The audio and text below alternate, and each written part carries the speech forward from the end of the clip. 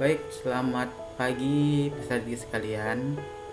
Ya, bertemu lagi kita dalam pelajaran sejarah minat. Ya, ini merupakan part 2 atau part sambungan dari materi mengenai strategi dan perlawanan bangsa Indonesia terhadap praktik kolonialisme dan imperialisme bangsa barat di Indonesia. Ya. Pada part sebelumnya kita sudah membahas mengenai perlawanan yang dilakukan oleh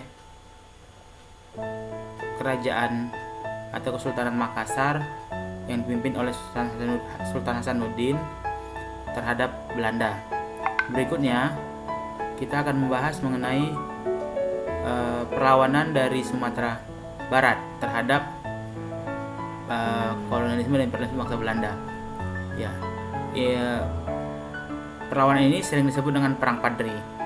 Perang Padri sendiri merupakan perang antara tokoh Padri dengan tokoh adat, yang tokoh adat sendiri nantinya dibantu oleh pihak Belanda. Ya, kaum Padri ini terdiri dari Tuanku Kota Tua yang merupakan tokoh pembaharuan dan praktek terkait agama Islam. Ya, Tuanku Kota Tua sendiri mendapat dukungan dari muridnya yang bernama Tuanku Nan Renceh dan juga dibantu oleh 3 orang haji yang baru pulang melaksanakan ibadah haji dari Mekah. Yang pertama ada Haji Miskin, yang kedua ada Haji Sumanik, yang ketiga ada Haji Piabang. Mereka sering mengenakan pakaian berwarna putih. Sedangkan kaum adat sendiri adalah kaum yang memang menganut agama Islam, tetapi jauh dari Al-Quran dan Sunnah Nabi. Contohnya, mereka sering berjudi, menyabung ayam, dan meminum minuman keras. Mereka sering mengenakan pakaian adat berwarna hitam. Perang Padri sendiri terdiri dari 3 fase, yaitu ada fase pertama.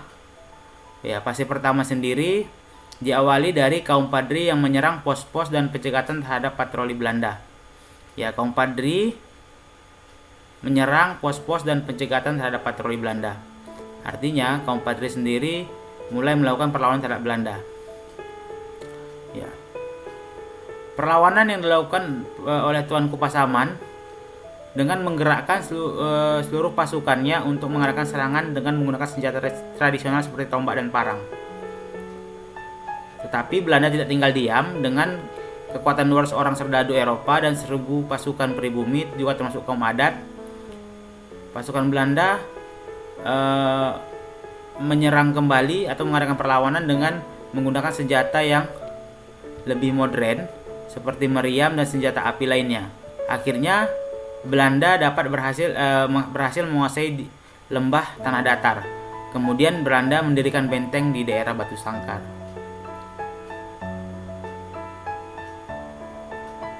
Tapi perlawanan dari Tuanku Pasaman tidak tinggal diam.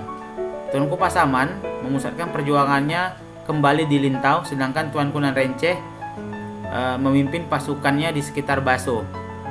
Baso sendiri merupakan kalau sekarang berada di wilayah Kabupaten Agam.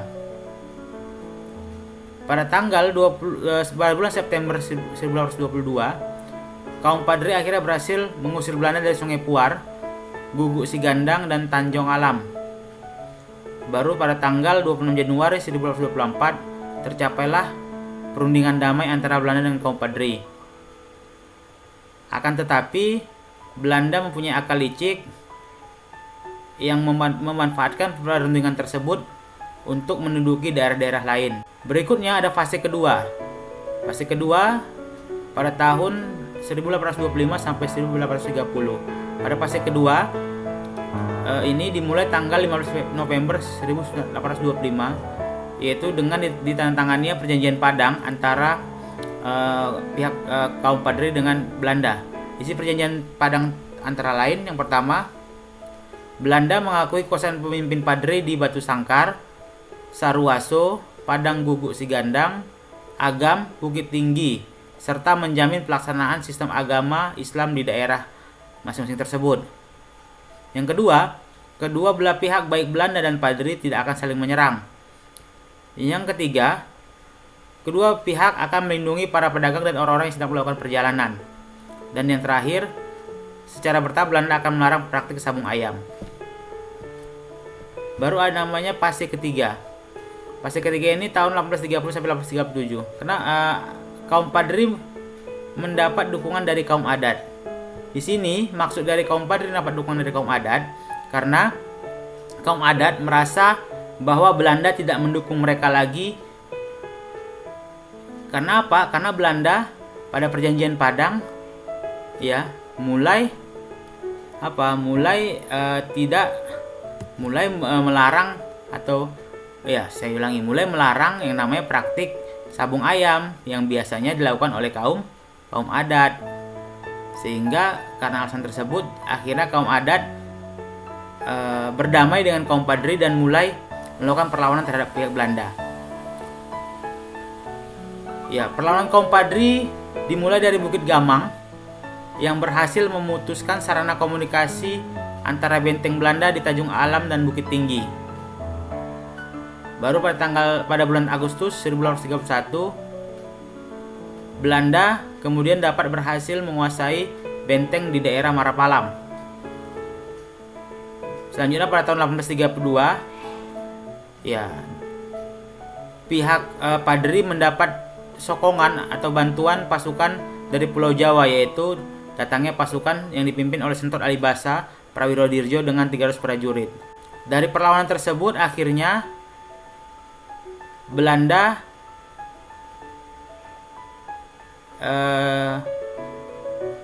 dengan 100 orang pasukannya termasuk perwiranya terbunuh, tetapi Belanda dapat menangkap Tuanku Nan Cerdik.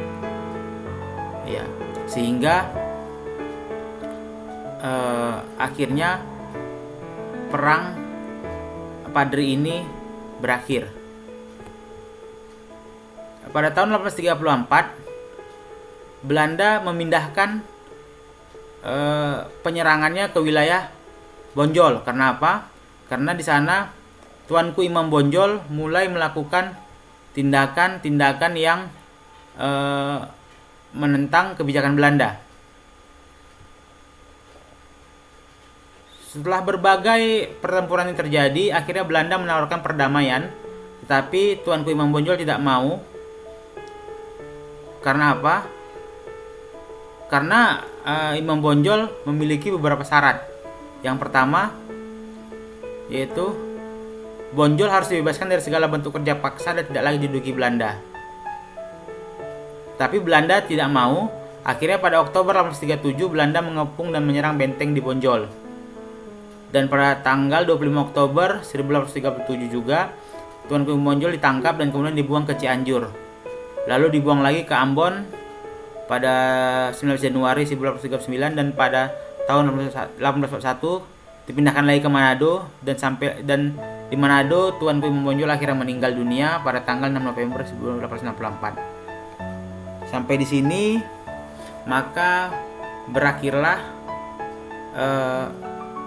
perang Padri. Berikutnya kita masuk mengenai perang Diponegoro. Perang Diponegoro terjadi antara tahun 1825 sampai 1830. Siapa itu Pangeran Diponegoro? Pangeran Diponegoro lahir pada tahun 1785. Dia merupakan putra tertua dari Hamengku Buwana ketiga. Pangeran Diponegoro dibesarkan oleh neneknya Ratu Ageng yang wafat pada tahun 1803 di desa Tegalrejo. Pangeran Diponegoro senang mempelajari kitab-kitab agama Islam, karya sastra serta sejarah Jawa.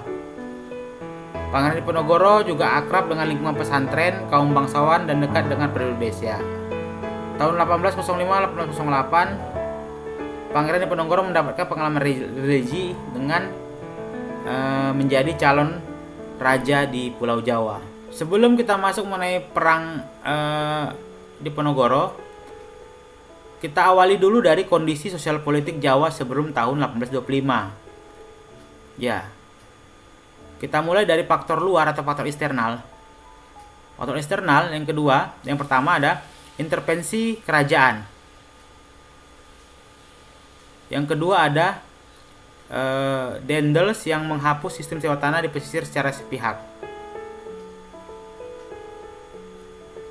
Artinya, faktor eksternal ini adalah faktor yang datang dari pihak Belanda, yaitu pihak Belanda yang pertama mulai mengintervensi kerajaan atau Kesultanan Mataram Islam, dan kebijakan Daendels yang secara sepihak menghapus sistem sewa tanah di pesisir utara Pulau Jawa. Yang kedua, kondisi yang datang dari pihak internal kerajaan Mataram Islam. Yang pertama ada pergeseran adat dan budaya di keraton. Yang kedua ada persekongkolan dan korupsi yang dilakukan oleh para pejabat kerajaan Mataram Islam. Baru ada kondisi rakyat di Pulau Jawa. Ya, yang pertama rakyat menjadi tenaga kerja paksa karena sistem yang dilakukan oleh Belanda. Yang kedua, ya karena adanya perbedaan status sosial yang sangat tinggi antara rakyat dengan pihak kerajaan. Yang ketiga, adanya penarikan pajak yang cukup tinggi dari pihak kerajaan maupun pihak Belanda. Perang Diponegoro diawali dari yang namanya insiden Anjir. Insiden Anjir sendiri terjadi pada Mei 1925.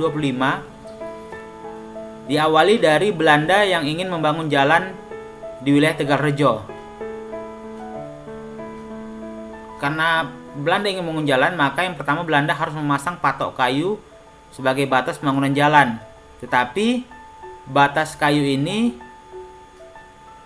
atau jalan ini rupanya melewati makam leluhur Pangeran Diponegoro, sehingga oleh Diponegoro dan pasukan patok tersebut diganti dengan tombak. Patok tersebut diganti dengan tombak. Akhirnya terjadilah mulailah pertempuran antara pasukan Diponegoro dengan pihak Belanda. Baru ada yang namanya pertahanan di Selarong. Ya, diawali dari pada 20 Juli 1925, para pengikut Pangeran Diponegoro berkumpul di Tegalreja. Kenapa berkumpul di Tegalreja? Karena Belanda mulai melakukan penyerangan terhadap pasukan Diponegoro, dan akhirnya Belanda berhasil menguasai Tegalreja, sehingga pasukan Diponegoro dan keluarga itu menyingkir atau bersembunyi di Bukit Selarong. Siapa saja yang ikut ke Bukit Selarong? Yang ikut adalah pihak keluarga Diponegoro, anak-anak, serta orang tua yang diamankan di Dekso. Akan tetapi, Pangeran Diponegoro kemudian mendapat dukungan dari 15 pangeran dan bupati karena para bupati dan para bupati sendiri itu kehilangan sumber pendapatan dan keharusan untuk membayar uang muka kepada pihak Belanda, sehingga karena kehilangan pendapatan tadi mereka akhirnya mulai mendukung Pangeran Diponegoro. Akhirnya Pangeran Diponegoro kemudian mengatur strategi di Selarong. Apa saja strateginya? Yang pertama, merencanakan serangan ke Keraton Yogyakarta dengan mengisolasi pasukan Belanda dan mencegah masuknya bantuan dari luar. Yang kedua, mengirim kuris kepada para bupati atau ulama agar mempersiapkan peperangan melawan Belanda. Yang ketiga, menyusun daftar nama bangsawan. Artinya nama yang disusun ini adalah mana yang lawan, mana yang kawan. Yang keempat, membagi kekuasaan Kesultanan Yogyakarta menjadi 16 mandala perang dan mengangkat para pemimpinnya. Strategi ini berhasil ya dengan banyaknya kota-kota yang berhasil taklukan seperti Yogyakarta, Surakarta, Banyumas, Kedu, Pekalongan, Semarang, Rembang, dan Jawa Timur. Ya, akhirnya Pangeran Diponegoro mendapat gelar Sultan Abdul Hamid Heru Cokro atau Sultan Ngabdul Hamid Heru Cokro. Tapi Belanda tidak tinggal diam. Setelah Pangeran Diponegoro berhasil menguasai wilayah kota-kota yang direbutnya kembali, Belanda melalui Jenderal de Kock kemudian mengatur strategi yang namanya benteng stelsel, yaitu strategi dengan membangun sistem perbentengan. Strategi ini mereka pusatkan di wilayah Magelang yang mulai dijalankan pada tahun 1827. Ya, sistem benteng stelsel dibangun pada setiap kawasan yang sudah dikuasai oleh Belanda. Kenapa? Karena Belanda takut kalau Belanda tidak membangun benteng, maka kekuatan Belanda atau kekuasaan Belanda di daerah-daerah lain akan direbut oleh Pangeran Diponegoro. Ya, ketika Belanda membangun benteng, dia juga harus membangun infrastruktur penghubung seperti jalan dan jembatan. Artinya biar mudah ketika salah satu benteng diserang, maka pasukan lain yang berada di daerah lain atau di benteng pertahanan lain segera dapat membantu pihak Belanda di benteng yang diserang. Benteng-benteng yang dibangun mulai dari Semarang, Ambarawa, Muntilan, Kulon Progo sampai Magelang.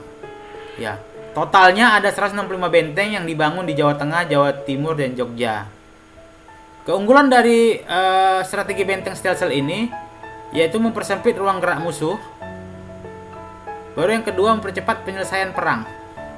Ya, kelemahannya menghabiskan biaya serta membutuhkan tenaga kerja paksa yang banyak untuk membangun benteng dan infrastruktur antar benteng.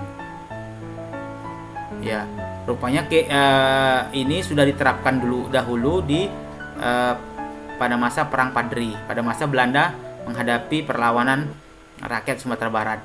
Baru ada penyerahan kekuasaan Sentot Prawirodirjo.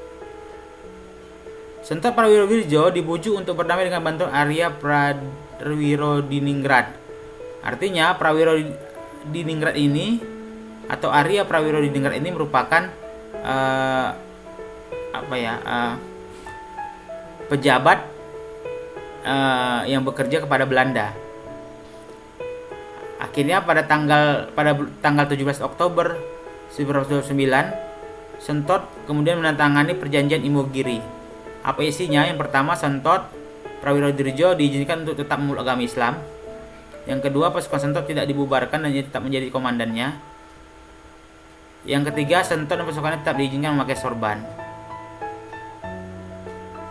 Ya, artinya karena perjanjian ini, karena Sentot merasa dia diuntungkan, akhirnya pada 24 Oktober 1929, Sentot dan pasukannya memasuki kota Jakarta dan menyerahkan diri kepada Belanda. Sampai di sini dulu part 2 kita mengenai strategi dan perlawanan bangsa Indonesia terhadap kolonialisme dan imperialisme bangsa Barat di Indonesia. Sampai ketemu pada part selanjutnya. Saya akhiri, billahi taufiq wal hidayah. Wassalamualaikum warahmatullahi wabarakatuh.